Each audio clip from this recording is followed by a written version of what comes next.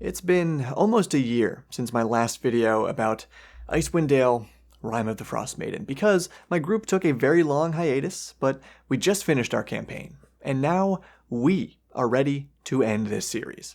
First, a little shout out to our sponsor, Describe, producers of professionally written box text descriptions that you can easily and quickly search to plug right into your game. They have free scenes for items, monsters, NPCs, and locations, but you can unlock everything when you sign up and use code BOB to save 10%. Chapter 5. Auril's abode takes place at the Fortress of Grimskull, built long ago by frost giants on a snowflake-shaped island in the Sea of Moving Ice, now home to the Frostmaiden herself, and her pet bird, the giant rock she flies across the sky each night to cast her rime over Icewind Dale. Your party should be 7th level, but it doesn't really matter because Auril is here and she'll probably kill your 7th level party if they're foolish enough to face her in her own lair. The party's real reason to come here is just to find the Codicil of Wight, a magic book containing the literal Rime of the Frostmaiden, which the party needs to crack open the Raghead Glacier, enter the long-dead Netherese city of Yithrin, and find the ancient super powerful magics they can use to end the Rime without even needing to kill Auril. But as the book says, they could also try to end the Rime by killing her, or just killing her pet bird, because apparently the goddess of winter cannot train another rock to fly her across the sky. The book recommends getting to this island by riding the whale from Chapter 2, taking a super expensive ferry ride from the prison in Chapter 2, or flying here on griffins gifted by Goliaths from Chapter 2, which is obviously the coolest option. If I hadn't scrapped the Goliaths completely from my campaign, I would have done that. But instead, I had the Arcane Brotherhood wizard Dazan, who was traveling with the party, cast his totally made-up spell, Dazan's Superfly, because I had already used that in their fight against the Charlatan Dragon, and it was just the easiest way to go. Auril's island is shrouded by thick fog to 1 mile offshore, so it should be difficult to find, but not too difficult, because that's just mean. The island itself is only lightly obscured by thin fog, and the extreme cold is even more extremely colder here, making it harder to heal with hit dice and requiring a DC 15 saving throw against the cold instead of DC 10, but since your party is probably like mine and they already had by this point worked out ways to avoid extreme cold, just make them use the normal rules for extreme cold here. Starting at Area 1, the Ruined Dock, from which your party sees the giant ice block path leading through the fog to Auril's fortress, and where they meet a friendly ice mephit named Sopo, who is helpful but ultimately wants to lead the party to their doom by encouraging them to investigate the various shipwrecks around the island. Also, the Frostmaiden sculpture garden, and a cave full of yetis. My party was smart and went straight to the fortress, but if your characters feel like meandering around the glacial grounds of the campaign boss's fortress, they might find some cool stuff.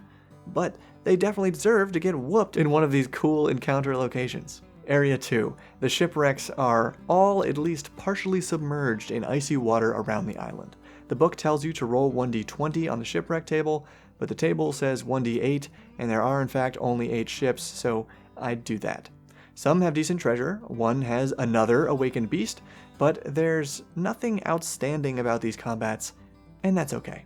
Area 3 is a special shipwreck with the nearby corpse and ghost of Arcane Brotherhood wizard Nas Lentomir, who only offers information the party should already know, assuming they came here to get the Codicil of Wight. Area 4 is actually 4 different areas, each containing immaculate ice sculptures, of which the Frostmaiden is extremely defensive. If the party damages any sculptures, she'll briefly manifest with an attack that might give the player characters cold damage vulnerability for 24 hours.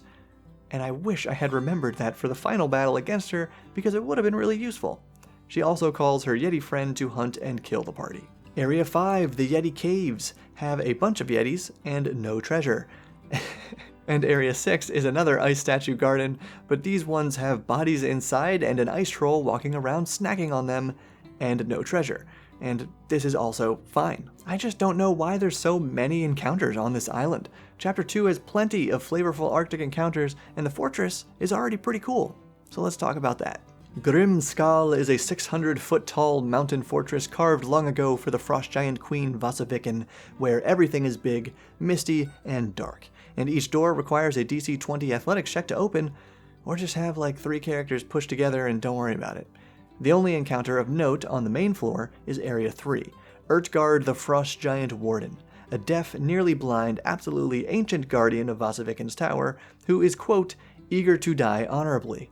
Even though he's deaf, the book recommends interrogating him, so I just decided he was only a little hard of hearing, but also eager to share his actually useful information about where and how to find the codicil, but only with a worthy warrior who will duel him to his timely death. Area 7, the throne room on the second floor, contains a ceiling full of icicles and very cool ice variant piercers, and it should totally have Auril just chilling on the throne, but she's supposed to be, I guess, standing around somewhere in empty Area 8?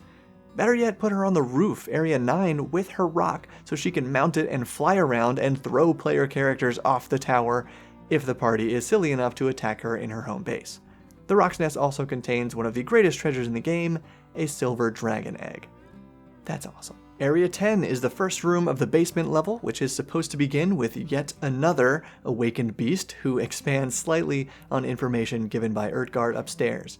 11 has a cool poem, 12 has 2 angry frost giant skeletons wielding anchors as weapons, 13 has the entombed frost giant queen Vasaviken, who I had bust out of her ice coffin to attack the party, but the only written threat here is a trap in the ceiling, triggered if your characters decide to destroy her ice coffin for no reason at all.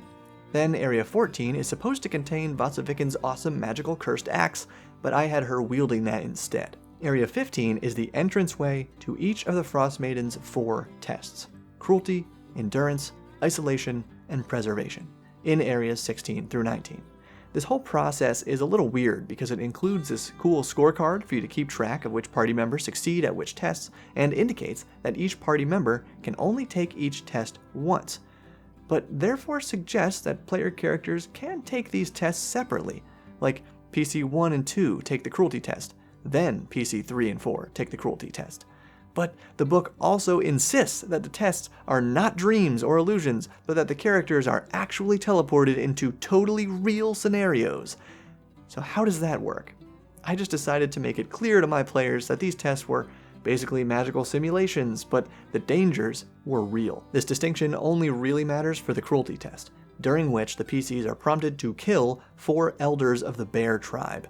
If they believe they're really being told to kill innocent NPCs, that would presumably affect their decision. According to the book, though, the party can also pass the test by just walking away from the camp. But they can also fail the test by refusing to kill the elders, or doing nothing, which seems really contradictory, so it should just depend on their intent. If they knowingly choose an action that hurts the tribe, they should pass this test of Cruelty. For the Elk Tribe Endurance test, the PCs must march for 14 hours, making 6 con saves against exhaustion. But I only had my party do 3 because I also use exhaustion in some of the other tests, and the longer they stay on this island, they're also susceptible to exhaustion from the even more extreme cold weather. For the Tiger Tribe Isolation test, I ignored the story about a raid and guarding the camp for 6 nights. Instead, I just had them meet a super old tribe chiefess who asked them to keep a fire burning for 3 nights, still using the survival check against randomly disappearing out of this simulation. Then, in addition to rolling on the madness table for PCs who did go missing, I also had them gain a level of exhaustion. And the Wolf Tribe Preservation test is just a fight against giant vultures and a tribe chief to protect a boy. Kinda hypocritical about the Cruelty test, but anyway, then there's yet another talking animal involved here, and I just skipped this one entirely. Finally, once all tests were passed, I just had an entrance to the area where the codicil was kept open up, rather than requiring individual PCs to have passed each test, because I didn't want my players to have to repeat anything that they just witnessed other players doing. And the suggested alternative of having some frost druids just show up and open the door to the codicil is like, what was the point of doing any of these tests at all? So basically, I combined areas 20 to 23, and when a character grabbed the codicil, I had them roll the DC 21 con save against Auril's Blessing from area 23. First warning them of the potential danger with the frozen fragments of bodies written to be on the floor in that room, and delivering the Frostmaiden's ominous message, "Will you court death to receive my blessing?" I also gave the character a +1 bonus for each test they passed, and they successfully were not petrified for grabbing the book. Mission accomplished. My party returned to their home in Lonelywood to rest and prepare for their next super flight to the Reged Glacier and their exploration of the ruined city of Ythryn. And that's just what they did. Flew to the glacier, took out the codicil, recited the Frostmaiden's rhyme, and watched the glacier crack open to reveal a long, dark, descending pathway, which for them led right to the ruined city of Ythryn. However, in the book, as your party travels down to reach the massive dungeon that is the dead city of Ythryn, surprise! First they have to traverse a whole other random dungeon called the Caves of Hunger. And as much as I really do like the content and story of Chapter 6, The Caves of Hunger, I skipped this entire chapter. Because guess what? It bears zero connection to the rest of this story. The story your party is on the verge of completing when they're instead thrust into this completely non sequitur side quest. But like I said, on its own, which it basically already is, this dungeon of Chapter 6 is very cool. And whether I were to run it as part of this campaign or another campaign or just a one-shot, there's nothing major that I would change about it. I love the description of the environment, the table of psychic hauntings, and the wandering gnoll vampire to Kelly Lee, named after the eldritch call of an otherworldly being in H.P. Lovecraft's At the Mountains of Madness. There's creepy kobold vampire spawns, there's shadows with a cannibalistic backstory related to the curse of hunger that your party could contract. There's snow golems, remorhazes, an encampment of drow, some far realm giant tentacle creature behind a wall of ice that will psychically dominate your party, and a legendary frost giant spear that can make a martial character grow 21 feet tall. The only encounter that stood out as super deadly was the 2 adjacent rooms of remorhazes, which would probably be very challenging assuming the party has moved through this dungeon without having much of a chance to rest. But I would have taken this dungeon, which encompasses all the Arctic horror themes you could possibly want, over the whole Duergar subplot of this book. Well, except the Charlatan Dragon part, because that was amazing. So that's my retroactive recommendation for Chapter 6. Expand on the drow in the Caves of Hunger and use them to completely replace the Duergar sneaking around 10 towns and building the Charlatan Dragon, or just make it a flying Charlatan spider so your players will still buy it. Overall, much like Chapter 2, Chapter 6 is great material, it's just not necessary to randomly throw this huge dungeon of an obstacle in your party's path, especially when they're this close to their main goal. Chapter 7, Doom of Ythryn. By now, the party should be level 9, and they can gain multiple levels while adventuring here. But if they have decent magic items and solid combat strategies, they will be totally fine. My party was level 8 when they arrived, and I forgot to level them up after solving the challenges of all 8 Towers of Magic, and I forgot to level them up after destroying Eriolarthos the Demi-Lich, which is actually not worth a level in my opinion. So my group was still level 8 when they fought Auril the Frostmaiden, and spoiler alert, they totally won. Now, I'm going to give you the rundown of this place because I had a heck of a time piecing this together myself.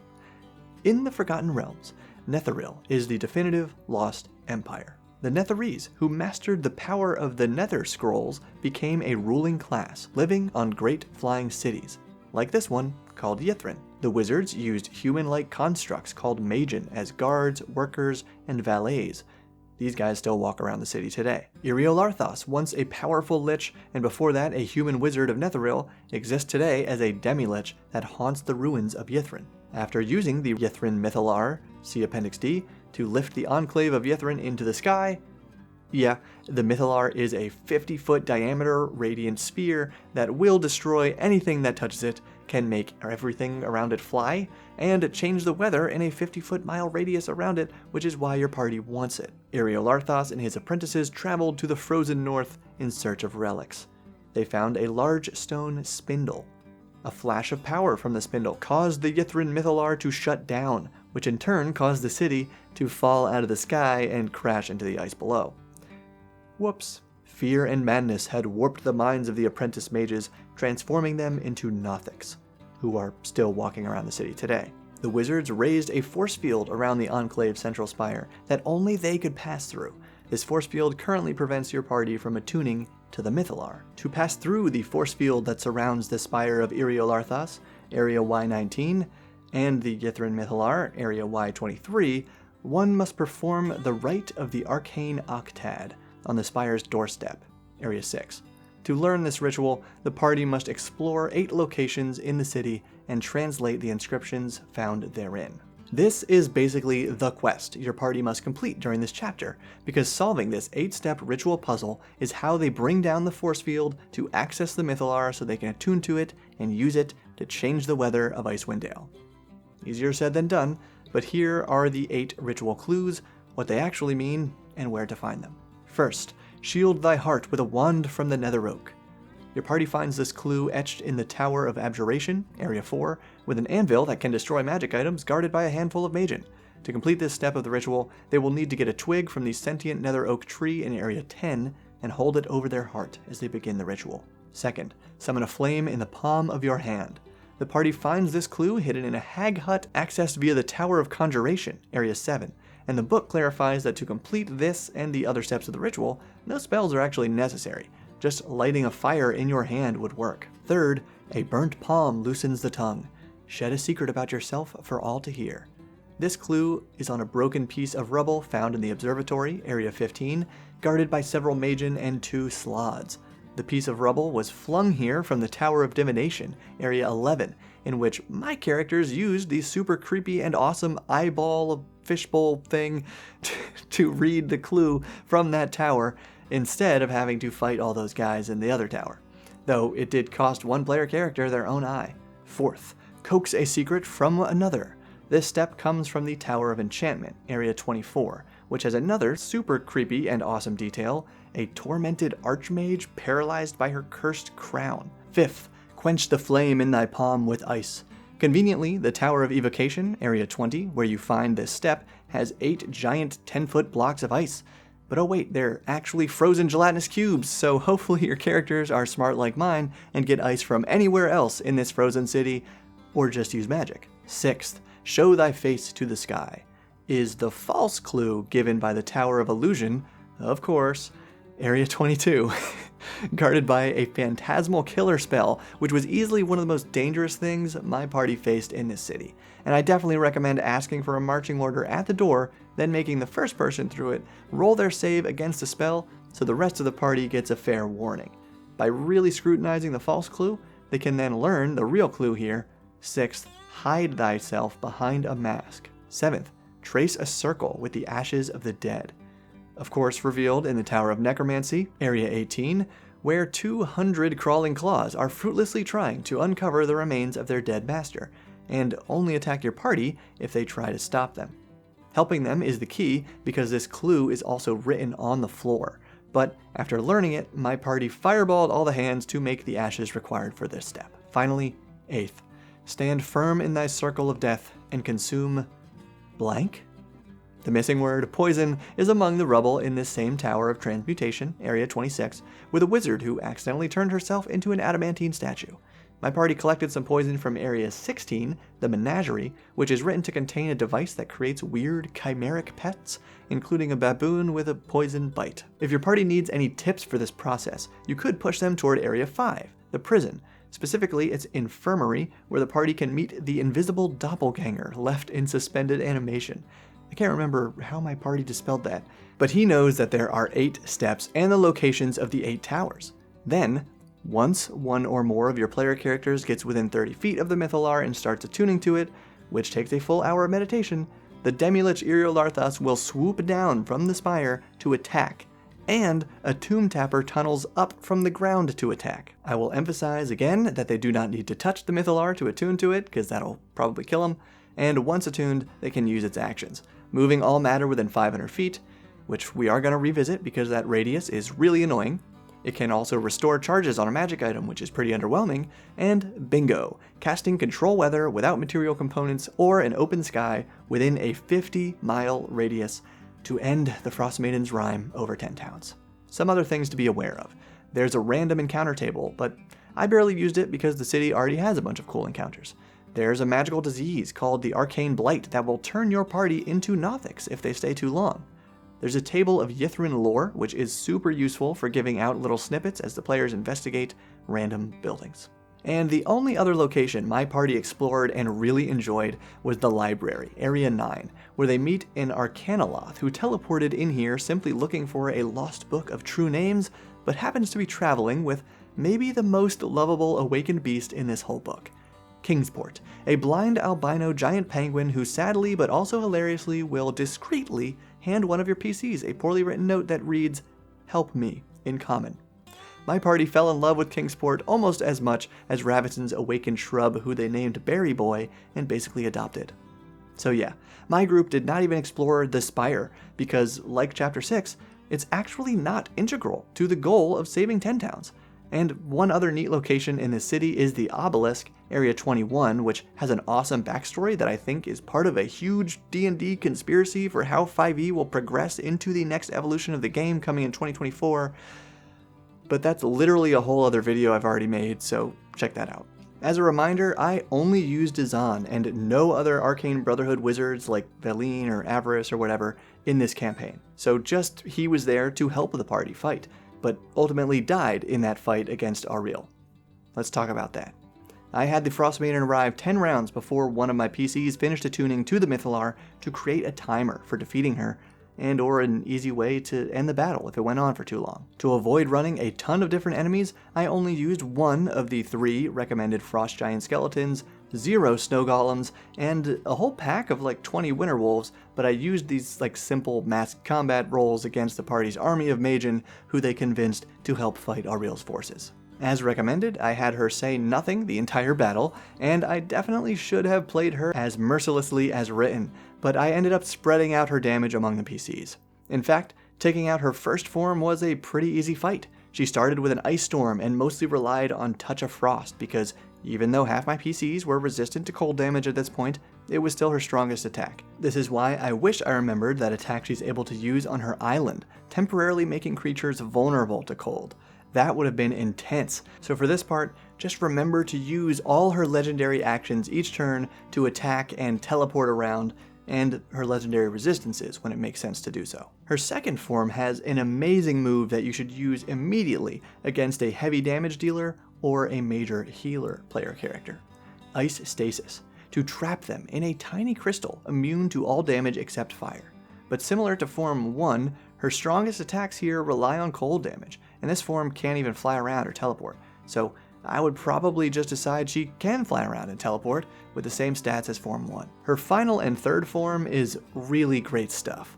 Just a gem-like block of glacial ice hovering around and firing a laser beam of, well, cold damage. Immediately, when she attains this form, have Auril use her Blizzard Veil to heavily obscure herself, giving all your PCs disadvantage on attacks against her unless they have some way to see through the storm. Even then, you should hit those characters with her Blinding Gleam, then keep blasting everyone with Polar Ray. Once she was defeated, my party finished attuning to the Mythallar, used it to end the Rime, which would have ended anyway, I guess, once she died, and then tried to fly the Mythallar back to Lonelywood since their ride, Dazan, was now dead. But the Mythallar only moves matter within 500 feet of it. So basically you take a giant donut hole out of the city, including half of the central spire, which should probably cause the top half of the spire to topple down. But it's really not clear how this would actually work and allow them to fly out of the cavern. Wouldn't they just hit the ceiling? Maybe once that ceiling enters the 500-foot radius, it would just create a dome of ice that can plow upward through the glacier.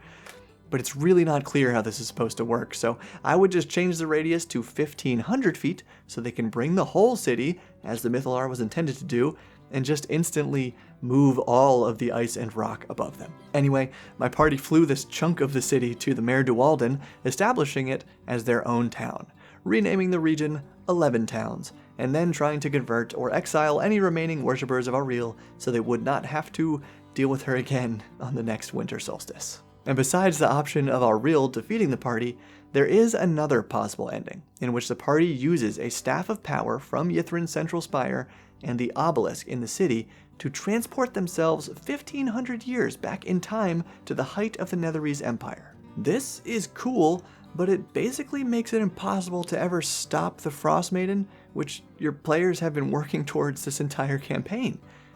But I guess that the Frostmaiden would never have done any of that, because time travel is weird. So yeah, if you found this series helpful, consider joining Patreon, where you can, for a limited time, download all the PDF versions of these guides. Even if you don't want the PDFs, joining Patreon gets you a ton of one-shot adventures, and it's a great way to show your support. So thank you for all your support throughout this series, and keep building. Now let's go play another module.